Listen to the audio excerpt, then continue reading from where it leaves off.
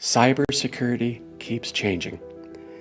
AI, cloud, ransomware, supply chain attacks, and identity abuse. Every year brings new tools, new threats, and new headlines. But the biggest failures still come back to the same problem. Organizations skip the basics: governance, accountability, visibility, access control, risk ownership, and leadership. These fundamentals are not old ideas. They are what separate mature security programs from reactive ones. Today on the APT and Cybersecurity LinkedIn Live event, we're joined by Brad Mathis to discuss cyber governance through the years, why the basics still define success. Welcome to the event.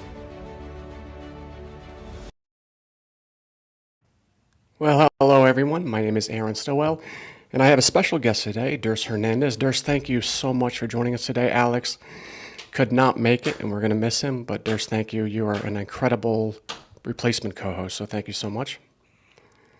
Thank you for having me. Of course.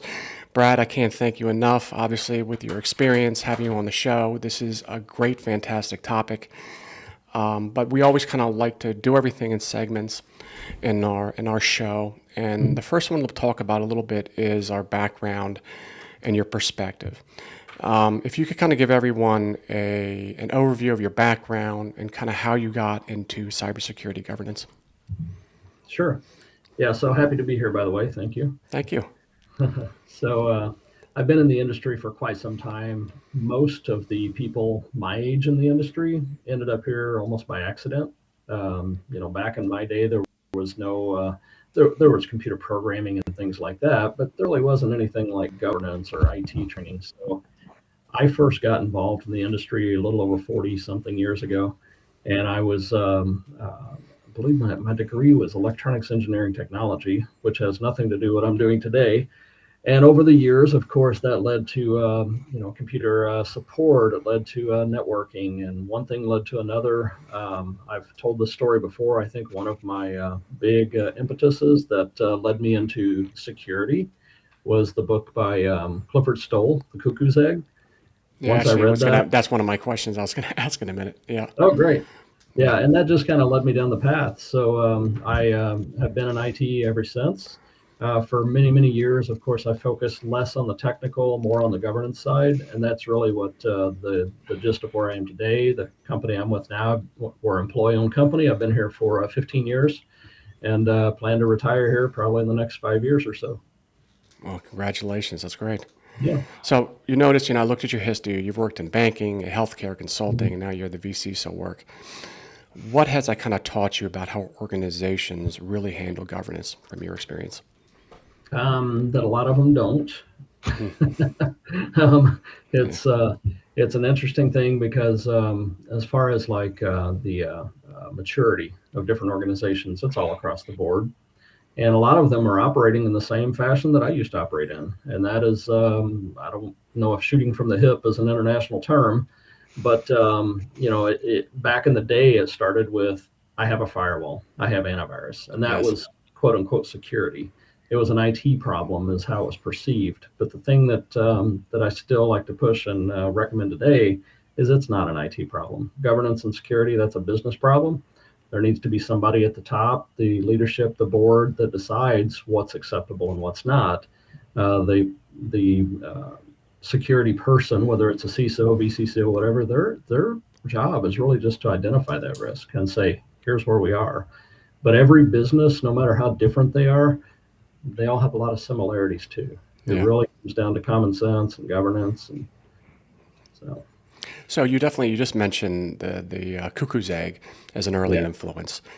Kind of what did that story teach you about the security mindset? I think a big part of it was here was someone who had no IT background, no experience whatsoever. He was a Berkeley student, and he noticed something oddball in a math problem, Hmm. and it's like these pennies are off. What's going on? And that opened my eyes because I always think about back in the day, thinking everybody's a snowflake, and to nobody's going to hack me, nobody's going to, hacking wasn't even really a term back then, All but right. nobody's going to come after me. Seeing what he went down, the path he went down, and identifying that everybody is a target. It doesn't matter who you are, everybody's a target. And seeing that everything that he identified, one thing led to another, and that's where he found international espionage. He found things coming out of Russia, chased things down there. That led, of course, to even murder. I mean, there were some really interesting things in that book. Yeah. And I thought, this is the path I want to be on. I want to be on the path to where I can help companies, I can help organizations prevent being where this guy was. I want to just like the protection. I like the layered approach. So what do you think has kind of not changed? You know, we have all these new tools, frameworks, and regulations, but what do you think has not changed since then? I think there's still a big misunderstanding as far as who owns the risk. And that's always my question. You know, if I'm talking to a company, who owns the risk? And a lot of times it will be somebody will say, well, that's our IT group. Or someone will say, well, that's our security officer. I'm like, no. Who owns the risk? I think the perception is still that it is really difficult for organizations to understand that cybersecurity is a business risk. It Yeah. needs to be at the table. And it really comes down to say, hey, I can identify what you have. I can identify the possibilities for attack. But at the end of the day, you need to decide, you've got a potential here for a $500,000 loss. Do you want to spend $50,000 to maybe make that better? You Yeah. know, or you need to decide, hey, we have a potential here for a, $20,000 loss. No, we're not going to spend $500,000 in tools. We're going to accept that risk. So it's all a business decision at the end of the day. And I think that's the big thing I see over and over is the maturity, and most of the organizations that I see out there is still in development. It's Yeah. still in there. Still in the basic. Yeah. Yeah, and I do feel that luckily with the requirements put on them by various regulations, whether it's CMMC, whether it's HIPAA security, whatever, Yeah. even cyber insurance. Cyber insurance has been a nice boon because if you think about it, cyber insurance, they're not in the business of just paying out money. They want to make sure you're doing your due diligence as well. And a lot of people have never read their cybersecurity contract. Well, They then don't- I've heard we've actually had people talk about that and the yeah, risks with the cyber insurance and not reading the contract correctly, and the breach occurs, and they say, you know what, this is what it should have been done, and you mhm. didn't have it, and we're not paying out. Yeah, even client contracts. Some people just automatically sign the dotted line. And if they have client or supplier contracts and they haven't read what they're supposed to do, then same deal. They could be on the hook for a lot more than what they thought. Well, you think about insurance companies; their job is not to pay out; Yeah. their job is to collect. Yeah. So let's. I'm going to hand it off to Durst real quick, and what we're going to kind of delve in our next segment a little bit about why the basics still matter, kind of one of the core topics. Yeah, definitely. So, Brad, I definitely wanted to ask this question, at a high level, right? Because I mean, this is a very convoluted question, and we can get into the weeds just in this particular section. So, from your perspective and the organizations you can kind of support it from a VCSO perspective, Mhm. why do you think the basics are still an issue for organizations? I think you were kind of leading up to that based on what you were just discussing. And for example, how can the leadership at those organizations you're helping out to understand that governance is it's a real program, not just audit paperwork, right? And then, for example, I think you had said that governance comes before pen testing, but yet we want a pen test. We need a pen test done now. Right. From your perspective, how do you relay that communication stream to the organization and say, we got to see the bigger picture here. It's just not doing a pen test. There's a lot of different Mhm. things that permeate. What are your thoughts for that? Yeah, great question. I do tend to ask why. I ask the question why a lot of times. And sometimes if they come to us, because our company, we do penetration testing, we do vulnerability assessments, all of that. If they come to us asking for a pen test, of course, in the back of my mind, I have the CIS controls, and you Yeah. look at the CIS controls, they're additive, they're very prescriptive. And number 18 is pen testing. It's like that's the very final control. And if you think about that, I believe it was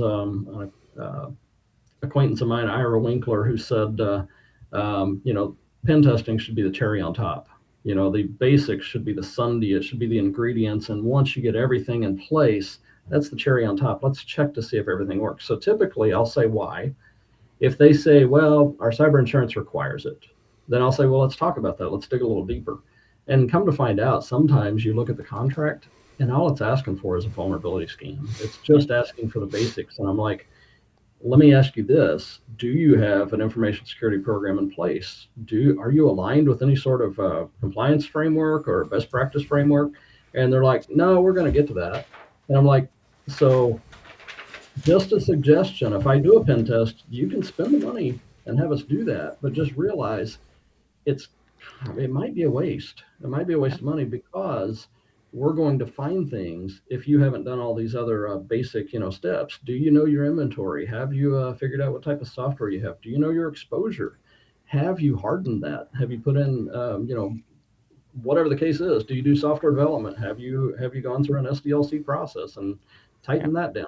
If you're doing that first, it's almost like the cart before the horse thing. Unless there's a specific requirement, and then it's like, well, before you spend deep money here, let's do a high level test, but then use that money where it makes more sense. Let's build your governance program. Let's build, an actual process. So. Yeah, I agree. And I mean, I've been doing this for 19 years. I started in state government, and obviously, when you're an army of one and the only one kind of leading the security team and security effort, that is something I double down on. But Mhm. unfortunately, as I've gone through my career, depending on where I'm at, I still see companies struggling with. You mentioned CIS, the top five, the cyber hygiene, the stuff Yeah. we do every day. We get up in the morning, right? Patching, backups, access control. With identities right now, with the whole advent of AI, non-human identities. Have you got into those conversations of getting the companies just to focus on the basics before going, like you mentioned, going to the cherry on top? Let's build the cake first and everything. Let's get all that done before thinking about putting any cherries on top. What are your thoughts there? Yeah, I mean, that's a big part of what we do is when it comes to whether it's our vCISO services, cyber advisory services, whatever the case is, Yeah. we will ask them, what are your requirements? We may say, if you don't know what your requirements are, if you don't have any compliance framework, well, guess what? You kind of do. You've got contracts out there, you have cyber insurance. In theory, everything should align to something. And usually, if they have nothing, the first place I do start with is the CIS controls. I try not to, there's a word that I use quite a bit. I try to de-geekify it. Okay. I try to keep it at a business level, Yeah. but I explain to them that it is a very understandable framework.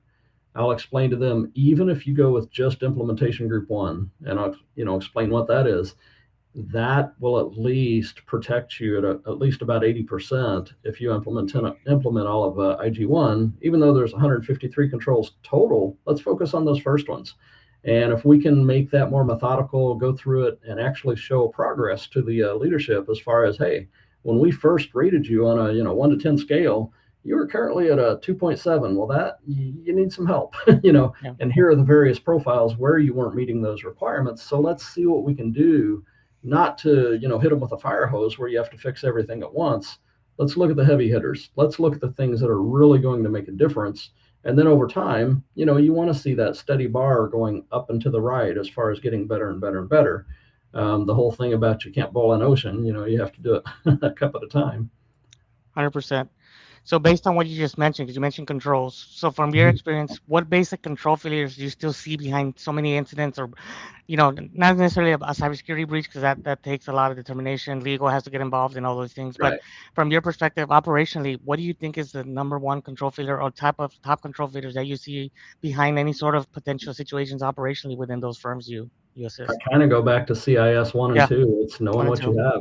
Yeah. It's knowing what you have. If you don't know what your inventory is, you don't know what to protect. Yep. If you're allowing BYOD like it's going out of style, but you don't have a way to protect that, you're probably already compromised.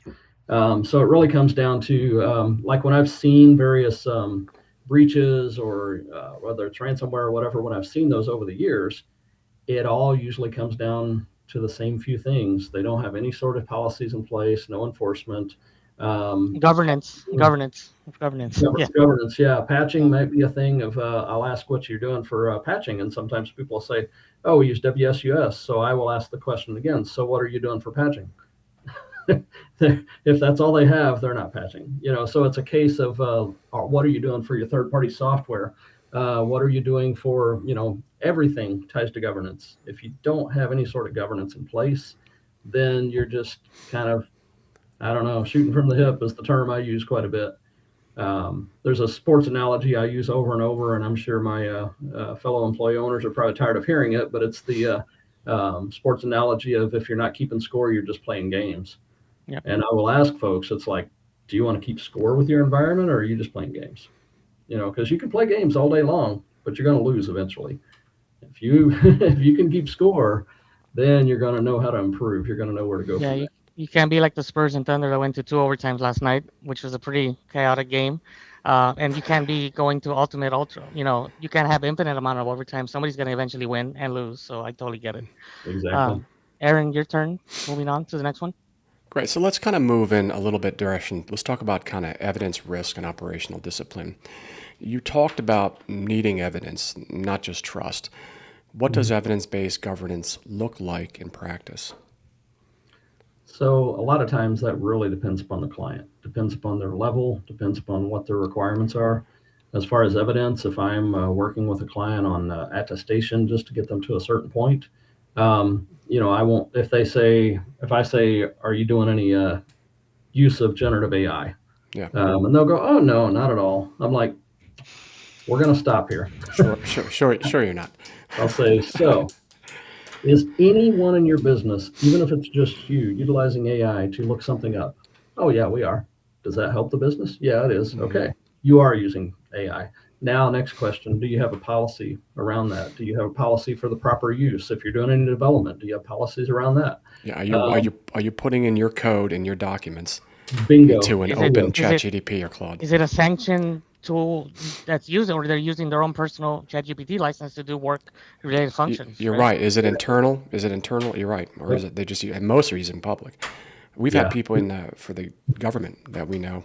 They're using yeah. everything. They're dumping everything into ChatGPT and all these personal documents that should probably never be leaving an organization just to be able to kind of write and help with their business, which I Absolutely. understand, but the risk of it not within their own internal network is going to be a Yeah, nightmare. and that's where the evidence piece comes into play, because if they say, oh yeah, we have a security policy, then even before going ahead with that, I may say, does it cover AI governance? Does it cover this? And the more you dig deeper, they may be in a case where yes, they do. As far as evidence, I'm not doing an audit. I'm Yeah. helping them with governance. So I may not ask for all the evidence, but I want to at least dig deeper.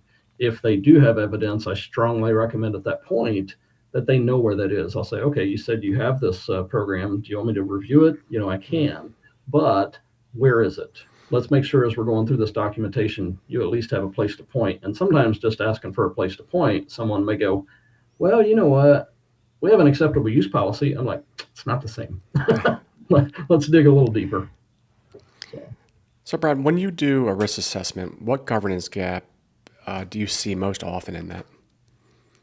Most often it's policies in general. It is. Just they may have a generic privacy policy depending upon their environment. They may have generic acceptable use policy, but do they have access policies? Do they have generative AI policies? There's so much that they don't have. Even HR policies. Do they have in the HR policy, whether it's a separate policy or one specific to cybersecurity, do they have something in there that explains and is in everybody's job description that says you are responsible for XYZ? This is part of your job. Even if you're not an IT person, even if you're not a security person, everything needs to have a policy, because same deal. If you don't have a rule book, playbook, you're just playing games. Yeah, it's just going to be the wild, wild west. Yeah. So where do you kind of see organizations confuse risk acceptance with simply just not fixing the problem? Understanding the loss, I guess, would be a good example there. Leadership, ownership. I have seen organizations to where the security function is buried so low in the organization that it reports through the wrong areas. And sometimes it works great, but sometimes it'll report through the wrong areas. And by the time it gets up to the executive leadership or the board level, there may be a layer in between there that says, oh, we can't tell them that. we can't tell them about these things. They need to know everything's going great. And I'm like, you're just shooting yourself in the foot by doing that. There needs to be that tone at the top. There needs to be the understanding and the support. If they're, to actually have a CISO in an organization, that's an expensive proposition. And even the average tenure for a CISO is 26 months. And it's typically, yeah, it's It, it's typically it's because crazy. You know, we got it to is. interview Michael Oberlander, and he wrote a book Yeah. on talking about communicating with the board level, right, and the Hmm. CISOs. It was very interesting how he talked about the importance of having that access, number Yeah. one, but also how do you communicate properly when you are meeting with the board. And a lot of CISOs, they're just at the wrong level, so that Hmm. message, I guess, is not getting to the top. Yeah. And unfortunately, it's not anybody's fault. It's one of those Yeah. that because it's evolved over time, it's Yes. just the way it's always been. Yeah. And sometimes, I hate to say it, sometimes it takes a breach to create a budget, which is Of, sad. of, of course. But I've Yeah. seen that, unfortunately. Yeah. I've Yeah. seen it. Yeah. So, what do you see kind of what metrics are useful and what metrics are kind of mostly noise? Um, so metrics that are noise are one of them that I think of all the time is counting vulnerabilities. Mm, I've been in large organizations where you'll have the monthly meeting on, security posture or whatever, and they can't see the forest for the trees because they want some sort of KPI or metric that says we have this many vulnerabilities this month, we have this many this month. And I always say, I ask the question a lot: what value does this bring? Does it really bring any value, yeah. or is this just a numbers chart? Because at the end of the day, I may ask, so let's talk vulnerabilities and patch management. What is your policy around that? What's your acceptable, age of an unpatched vulnerability that's critical? And they'll go, oh, we just try to get to them. And I'm like, well, I understand. But if you have a policy in place that says we shall eliminate, CVSS 10, whatever the, metric you decide to go for, we shall eliminate those within 30 days. And I'm just making that up as an example. Well, maybe your metric is identifying things that are over 60 days. If you Yes. have things that are outliers, that's where you focus because ideally you want that to get smaller and smaller and smaller. Because if you work on those, then through attrition, doing the right thing, it's going to make those reports much more meaningful. I don't care if somebody has, 100,000 new vulnerabilities in a large organization. That's Microsoft. That's every month. Exactly. It definitely is. Yes, it Yeah, is. Yeah, and it's not like it's getting better, as you can yeah. see with the new stuff coming out. Manage to the exception though, not the numbers. You know. We talked about the board. This is actually a good segue into Durst's next topic about board and executive accountability. Hmm. Definitely. So, Brad, from your perspective, I mean, NIST right? It's been around for a while. Um, um, from your perspective, how has that changed that framework, that security program, upskilling, uptooling, revamping of that, using that as the framework behind that work has Hmm. changed the board and your executive conversations with different, leaders in the organization as it relates to cybersecurity and the program as a whole? Yeah, I don't know that I have really good examples of that. Okay. Being in the Midwest, we are, kind of a little more conservative when it comes Okay. to, companies like aligning with what's going on. Yeah.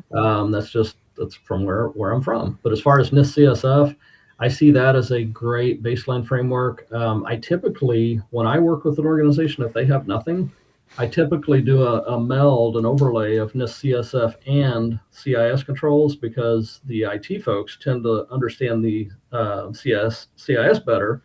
Governance and leadership, especially since NIST CSF 2.0 came out and have that governance overlay, Yeah. seem to understand that a little better because that's what they're hearing, in their Yeah. peers. So if you can meld those two together, then it's kind of a win-win for everybody. Yeah, that's exactly what I do. I'm part of the cybersecurity consortium of cybersecurity clinics based on higher education and institutions. And I Hmm. tell my students, right, if you don't have any money, no program, look at the Yeah. CIS controls, right? Start there. And then once you start building a foundational system and program, look at the NIST to benchmark that progress as you Yeah. lay out your top 18 controls out in the wild, right? Out into the Hmm. operation environment. So going back to that, you know, for example, what has been your experience in organizations taking on cyber maturity assessment? I didn't even know what a maturity assessment was until I worked Yeah. for a Fortune 100 company, and I was actually leading that effort. And crazy to understand, but the whole company's bonus relayed on that number from a cyber maturity Mm. assessment rating, independent of how that what ended up looking like, impacted everyone's bonus from start to finish, regardless of where they fit in the organization. So I thought that was really interesting, very very off the wall, in my opinion. But Hmm. from your perspective, have you started to see a little bit of a changing in the regard that people and organizations start looking at more maturity as a just overall assessment point for their programs? Yeah, I mean, as far as what I've seen, not a lot yet. It's still Okay. developing. I think where I have seen a lot of change is, we've done cybersecurity governance and all of that for quite some time, but it was largely a lot of manual processes because we're using spreadsheets, we're using this, we're using that, and once we finally decided on which platform, if you will, to use on the back end, now we're able to make that much more meaningful. So we do have a score. The score, I always talk to folks about whenever I'm talking about vCISO services, I'll say, if you go into leadership and say, I need multi-factor authentication, they're going to go, I have no idea what you're talking about. Get out of here. But if you go in and say, hey, we've been aligning our risk for the organization with an industry best practice framework that's recognized by the cyber insurance industry, that's recognized by some of the largest companies in the world, even whatever, however you want to spin it. Once you do that and you say, and we've measured ourselves, and currently out of these 32 whatever, and I'm making those numbers up, 32 security profiles in various areas, we're only meeting or exceeding maybe 3 of those. We're under on many of these. Some of them were close, but guess what? We're way behind on some of these. So in order to get to where we need to be so that we're not on, the front page of the Wall Street, whatever, here's a recommendation. And they're like, well, what do we need to do to get there? It's like, well, there's this thing called multi-factor authentication. If I had some budget dollars for that, I might be able to, raise that score some. So, I mean, show the score first, and then let them ask, what can you do to fix it? And Have you actually met somebody that doesn't know what MFA is? No, I'm just using it as an I was wondering. I'm like, they probably use it with their banking. Yes. When they log in every time. Yeah. And sometimes we'll get a little lax, and we might forget to say like the word. We might say duo, and they're like, what the heck is duo? So we try to make sure we de-geekify it and say what it's known as, regardless of the solution on the back end. Okay. Definitely. And now, oh, I'm sorry. Well, I was going to say, we talked about the core frameworks, and one framework that I'm starting to add in, even if I already have somebody with, CIS controls and NIST CSF, CSF's really kind of easy if you compare it to like 853 or some of the more advanced ones. But I've also been starting to fold in, because our solution on the back end will allow us to do this, the NIST AI risk management framework. And what's funny? Yes. Yes. Yeah, I was just leading to that conversation. Oh, okay. So with all the advent of AI and everything happening, right? So for example, they have the AI UC1. I don't know if you heard of them. It's kind of like the security, safety, and reliability standard for AI agents. Kind of covers the gamut from security, data and privacy, safety, societal biases, reliability, and accountability. So you mentioned the NIST AI RMF. That's a huge one. So how are you incorporating that? And do you think that's if the organizations are not really understanding or fully your maturity or your perspective, that they're not really on board fully with CSF 2.0, what do you think the drawback is to add an additional one with AI stringent related components on top of that? What are your thoughts there for when it comes to AI? Yeah, I think the visual understanding definitely helps, because if it's a case where I'm working with someone and maybe we have their CIS up to, maybe their implementation group 1, they're up to like 96%, which is awesome. Maybe IG2 is like at 85. I'm just making those up right now. And those are looking good. Then it's like, now you indicated you are utilizing AI, that you're starting to develop some, LLMs, whatever, some doing some work there. I'm going to overlay NIST AIF or AI RMF based on everything we've already gone through, and maybe have a few more questions, to kind of sink this in. And once you sink it in, you may see that, even though CIS and NIST CSF looks pretty good, out of the 72 controls of NIST AI RMF, right now you're meeting 3. So when they see the visual and go, oh, well, that doesn't look good. Oh, yeah. It's like, well, then you can kind of have that conversation and say, no, it doesn't. But you don't throw them under the bus either, because you're like, any company that does this, it's probably not going to look that good, because they haven't built any governance around what they're doing with AI. So let's talk about next steps. Is this important to you? If it is, we'll continue down this path and start making improvements there. And it's a learning experience for all of us. I mean, as we go forward, none of us know everything. So it's a case of let's see what we don't know. And that was another overused phrase I used to use over and over is you don't know what you don't know until you know. Yeah, So definitely.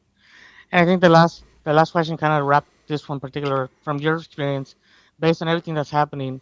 What have you seen the relationship types between the CISO or VCISO, legal, finance, privacy, and mhm. everyone in the room to get to a better state? In your experience throughout time and in the last few years, where have you seen that change and pivot Yeah, from that perspective? I have actually seen quite a bit of improvement. I was concerned for a while because I wasn't, but for a long time, information security governance was buried down so far in IT. It was just not good. Did we lose him? Okay. Uh, Oh, yeah, I think we just lost him. There we go. That's all right. okay. So yeah, it was buried down so deeply in IT that it's really hard to get a decision made. In the better realms, what I've seen is to where it's either on the same playing field as like CISO and a CIO, maybe be on the same playing field, reporting to the same group. Yeah. I have seen several groups moving their CISO function maybe under risk, which is good because you need somebody that understands risk. I've seen some report direct to legal, which that way they have that client attorney privilege and the whole bit. Looks like he's Yeah, I'm gonna try to see if I could get him back on real quick. I'm lost him. sorry for. There he is. I think Sorry about, that's working. Sorry about that. sorry I about don't that. I don't want to be in the main screen because this is not about this is not about me. Yeah. It's So, either about Brad or Durst, but definitely not about me.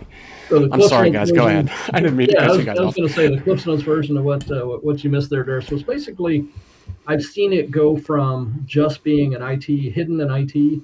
I've now seen it start reporting up through maybe the chief risk officer. I've seen instances where it reports to legal or finance because it is a business decision. So I am seeing improvement, that's for sure. I still like what I believe it was Booz Allen Hamilton several years ago that they flipped the script.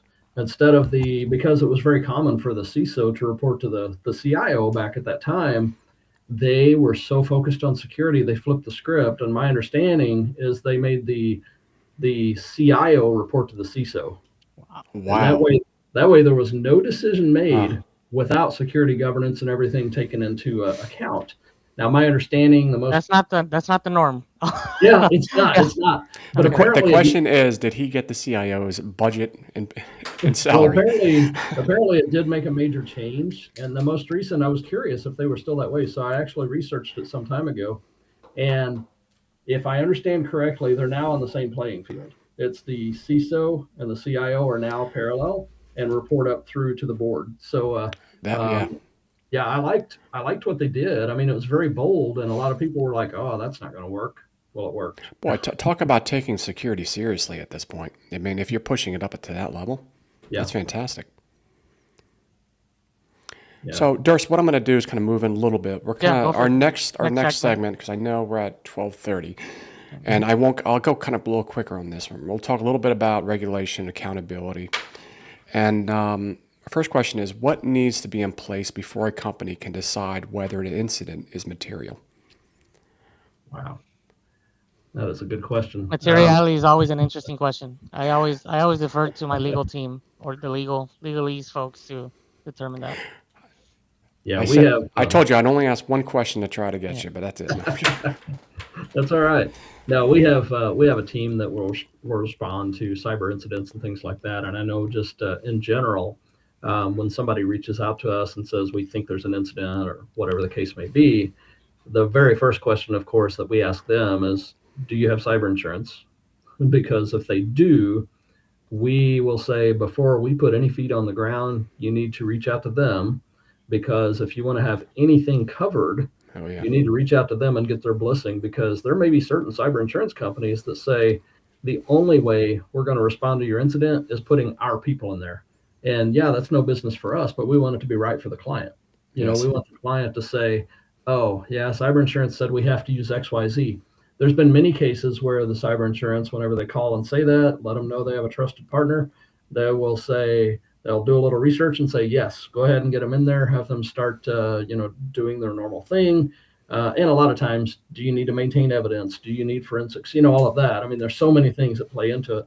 But But if they get approval, then our fees as well are covered. The client is not out a bundle of money because they Yeah. did something wrong. So, So was it more about that point you're talking about business continuity? yeah. Yeah. So, next question. The SolarWinds case obviously raised a lot of concerns about personal accountability for cyber leaders. Mhm. What message did that send to CISOs and also vCISOs, do you think, in the area? Yeah, and you broke up for a minute for me. Did you say SolarWinds? Yes. Yeah, I'm sorry. Oh, Yeah, yeah. it's basically said, the SolarWinds case, Yeah. obviously a lot of a lot of concerns over personal accountability for cyber Yeah. leaders. What messages did that send to CISOs and also vCISOs also? Now, the thing that I took from a lot of that is definitely around the supply chain, definitely around third-party risk management, Yeah. because if you don't know what your suppliers are doing, that can be your Trojan horse. That can be the weak spot. Just for fun. So I don't want to push any vendors out there, but just for fun, there are so many different tools out there that are very good. One of them that I was playing with at one point is, we're a Qualys partner. So I had the Qualys agent on one of my systems, and it was on my system. And one of the features they have, because a lot of people think, oh, they're a vulnerability scanner. Oh, no, that's this much of what they do. But I had the agent on my system. And one of the features that you can turn on is SWCA, which is software composition analysis. And that will look at every commercial package you have on your system, fully dissect it to see, oh, what is being used in this system. So I went through So like and even like an SBOM sort of thing. Okay. yeah. So even though my system may have only had, like 15 vulnerabilities because they were brand new, and maybe my patch level was I was missing one or two. Once I turned on the SWCA just to see what it would show on just my system, my vulnerabilities went up to it was in the thousands. My software went up in the thousands, Oh my and you can gosh. see every little thing. But the beauty of that, you wouldn't want to do that on a big scale. But like if you're an industry that you want to know, hey, we have this ERM here. We have, whatever the case is, and you want to know what does that system really have. When you have a tool like that, and I'm sure there's a gazillion out there, but when you have a tool like that you can turn on and go, oh, under the skin, they're using this Java, they're using this, they're using that, and oh, it looks like it's extremely back level. Well, that's when you might want to be reaching out to those companies and saying, hey, we love your product, but you're using so much off the short, open source stuff under the covers that doesn't appear to be patched since 1973. How about we do something about that? So supply chain is huge. Third party risk management is huge. I was in the OT space for a while, and Oh, talk fun. about patching in that. When you have a control system, you have a DCS or a PLC. My gosh, I mean, some of those systems, they haven't been patched Oh, yeah. in 15, 20 years, but they can't be patched, Yeah. because they're 24-hour and they're critical. Yeah, So and some it's of just a those, different world. you just can't do anything, and that's a No. case where I'm a big believer if you can't mitigate, isolate. Sounds like a rap out, all right? But No, but that's what they do. You have to Yeah. isolate. But the big issue is they were installing this historians at the place and then historian at the corporate network, and then the corporate was like, well, I want everything to start communicating. So now instead of it being siloed, they started Yes. connecting lines to the operations and where the PLCs are up into there, and then you have a hole, and that's where all these problems started kind of occurring. right? Bingo. But- Yeah. so my last This is a question. perfect segue I'm to, sorry. Yeah, go ahead. So this is a perfect segue to Aaron, unless you have one more for this one. No, this is great. Please. Because it seems like Brad, really does understand third-party risk, third-party vendor governance. Yep, I was going to do Um, that. Yep. Yeah. So your recent, I guess you have an article on third-party risk that's out there called out scattered data, manual reviews, and inconsistent scoring mechanisms. Why is vendor governance still so hard in 2026? I mean, that's a question for me as well, because I want to answer that question to my fellow peers and people that I speak to on a day-to-day from a leadership perspective. But you mentioned like the canary in the coal mine is vendor risk, supply chain risk, third-party risk management. So what are your thoughts on that? Right. And what was your question? I heard it, but it kind of broke up. So why is scattered data, manual reviews, and inconsistent scoring still an issue in 2026 as it relates to vendor governance and third-party cyber supply chain risk management? Yeah. The thing that I see over and over is a lot of folks have, vendors, and they have a vendor management solution. I've seen some to where it is so complex that it provides no value. They ask so many questions, go so deep, but a lot of times they're just like checking a box. Do they have this? Do they have this? My deal is I look at those and go, well, let's look at that vendor. Yes, they say they have a SOC 2. Let's review that SOC 2. Oh, nobody ever looked at the unfulfilled items in there, the exceptions. Maybe look through that and go, is that a vendor we really want to be doing business with? Is that a vendor we want to rely on to provide a solution to our customers? So third-party risk to me, in some ways, it's almost just like an extension of your IT plant, your staff. It's like they're still providing a solution. To me, it's kind of like the cloud. Some people think, oh, the cloud is great. It's just someone else's computer. Are they doing it right? Yeah. Yeah, you look at the shared responsibility model, those sorts of things. So I think you hit the nail on the head right there. So, from your perspective, what evidences should you ask for, or should companies ask for before trusting a critical vendor, before making it an extension of your plane in your environment? Yeah, and you just said before you accept a critical vendor, it's like if you are using third-party vendors, of course, which most people are, you definitely need to classify them first. If it's your lawn service, you may just want to know, are they insured? If they run into my building, am I covered? You probably don't care as much. Do they have security policies in place? Do they have this in place? And then you can accept or choose whether or not that risk is worth it to you. But I mean, if it's something that your business depends upon, part of it is kind of doing the mental BIA and just say, well, if this vendor were to go dark for 2 weeks, what would that do to my business? Oh, okay. That would crash my business. Let's talk to that vendor further and say, how are you preventing yourself from going dark for 2 weeks? How are you preventing from going out of business? Are we totally reliant upon you? Is it a case to where there is no replacement out there? If there is, that's a concern too, because all your eggs are in one basket. So what do you do if all of a sudden they go bankrupt? So you've got to kind of look about what are they doing to protect your data? What are they doing to protect company data? Do you still own the data? I've seen some weird contracts that basically say, oh, if it's here, it's really our data, and you don't want that. So do they have, what is their RTO? What's their RPO? Are they able to recover in a short amount of time? What's their downline suppliers? Sometimes a vendor is really cool, but you find out they only have, AWS in one region and that's it. It's like, well, wait a minute. What if AWS has an outage in that region? That's going to affect me because your service is no longer available. So maybe you need to spend a little bit more money and have, multiple regions as well, because the less you're down, the less I'm going to be down, and the less my clients are going to be ticked off. Yeah, and that happened a few months ago, right? With the AWS, I think Region 1 went down and everyone was, up in a storm with that happening. And if they disclose it up front, if you know that, then it's your choice. It's like, okay, I realize they're only in one region, but they're only this much per month. They only impact my business this much. Is that a risk that we accept or not? If not, then maybe you start looking at another supplier. Definitely. And then going back to help out with these sorts of things, right? So I know you're probably looking at this and already what different tools, where can AI, automation, or any tools out there can help organizations still deal with human or third-party risks better, and then where the human in the loop, human oversight still matter as it relates to using automation or having some sort of AI into your filtering, into your third-party risk management system to deal with these sorts of things. Yeah, no, there's a lot of questions in that question. So yeah. So like with our vCISO services, one of the things that we can offer is third-party risk management, basically managed third-party risk management. So we can do that for clients. So it's repeatable. It's the similar type questions and answers over and over. And that, of course, makes it more scalable. Because if everything is a manual, like everything's a snowflake, then once they get over 10 vendors, it's going to be hard to manage all that. If we can make it repeatable, if we can go through the same type of onboarding questionnaires, things like that, that's good.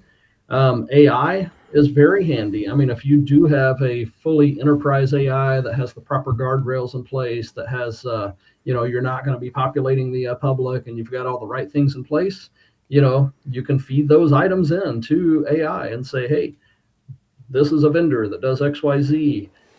Analyze this 400-page document that we've been trying to analyze manually. Maybe you can then go in and find those anomalies and go, oh crap, I didn't read this one, or I didn't see this whenever I read through it. and sometimes it will point things out to you as well and give you a risk rating on that vendor. So AI is both, it's good and evil. I mean, it's definitely impacted a lot of our processes, a lot of our solutions capabilities. You still have to use it responsibly. You don't want to take somebody's SOC 2 and upload it into Perplexity Public, or something like that. But if you have, I can guarantee you that it's happening. yeah, I guarantee it is too. Yeah.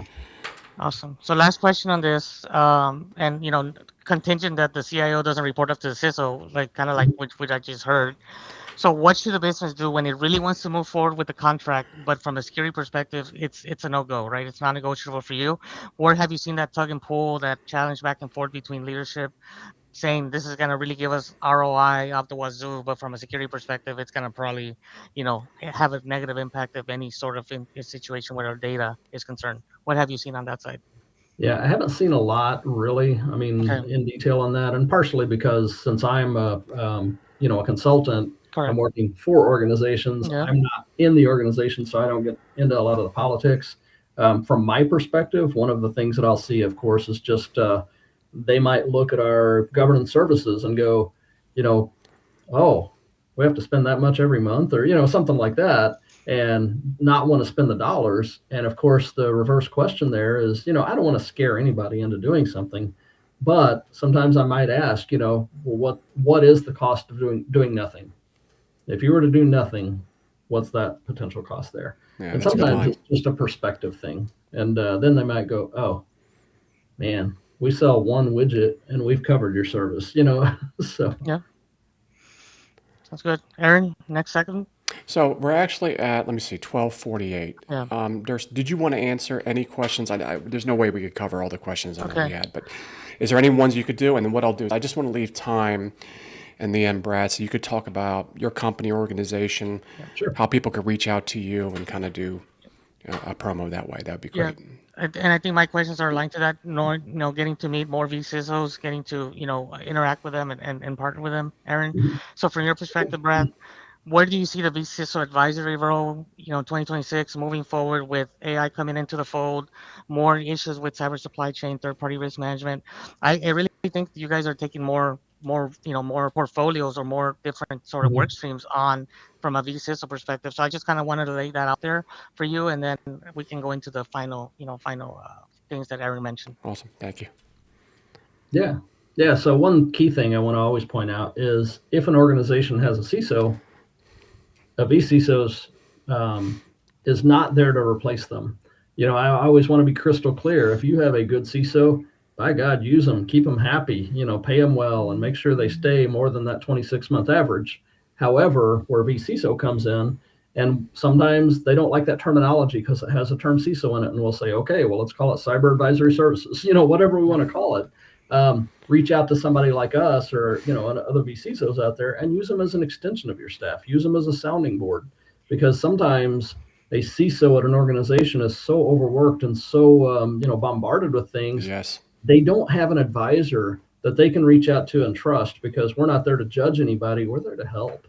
Maybe that would help with the retention, Yeah, so that's one thing, is keep them happy. Average CISO cost, as I mentioned before, I mean, a salary for a CISO is up there, and you want to keep them. Otherwise, 2 years later, you're doing the same thing over and over in recruiting. But a lot of smaller businesses definitely cannot afford a CISO. So No. that's whenever we can work with them on either a foundational level, or we can get into like a strategic level, and help get them to where they need to be on a quote unquote part-time basis as they move forward. So and there's a lot of good vCISOs out there. I mean, vCISO, I think the website's vCISOdirectory.com. Yeah. We're out there. There's others out there. Yeah. And it's I was really, a vCISO myself for like a hot minute. So Okay. yeah, Yeah. I definitely understand how things Yeah. work. That space. Yep. Aaron? you All wanna right, close the perfect. box? So let's definitely kind of go into the closing rounds here.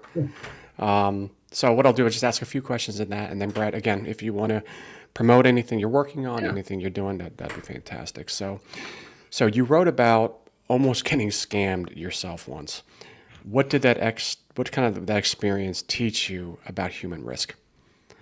It just makes it real. I mean, I've seen it so many times when it almost impacts yourself. You're like, oh, wait a minute, this really is important. Human risk reduction, of course, is huge. There's so many vendors out there that offer solutions, but it really comes down to are you utilizing the things you need to utilize? There's the eighth layer of the OSI model, which is not only just leadership, but it's the end user, it's everything else. Doesn't mean that they're bad. It just means there's a level there that happens here. You can have all these levels of control and technology and whatever, but if you don't have the right mindset, all of these others are going to fail. So yeah, it's definitely been fun. So what is kind of one uncomfortable truth executives need to hear about cyber governance? They need to pay now or pay later because you can't just keep pushing it off. That's a great quote. Yeah. Yeah, and I just made it up. So Yeah, you should put that on your website. I love it. that's right. You just, nobody's out there trying to make anybody look bad. And even whenever I go in and do like a security assessment for an organization, I'll let them know up front. I'm like, hey, have you ever had this done before? And they're like, oh, no, this is our first time. I'm like, well, no matter how good or abysmal it is, I just want you to realize we're not there to quote unquote audit you. We're there to help you find your baseline. Yeah. And from there, we're going to try to help you, identify a step to move forward so that you do have, your business stays up and running. You do continue to have revenue because if you don't do these things, your business won't run and you won't have revenue.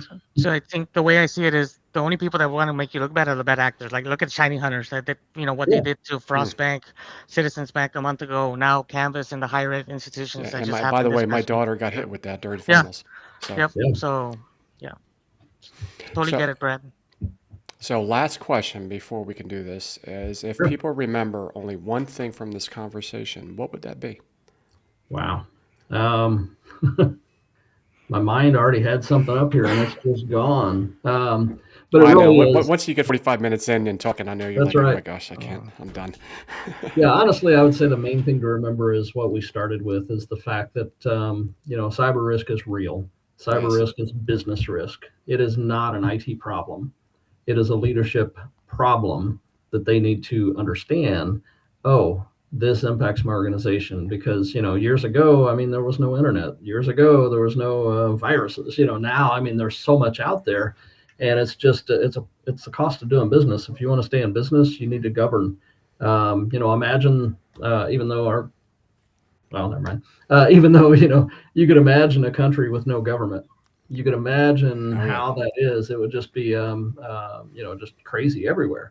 And so you've got to govern your business just to make sure that are you doing the right things? Are you keeping it running? At the end of the day, ask yourself, how does my company make money? At the end of the day, you may say, what if I wasn't able to have all of these resources in place that allow me to make money for 2 weeks? What's that going to cost me? Yes. How likely is that?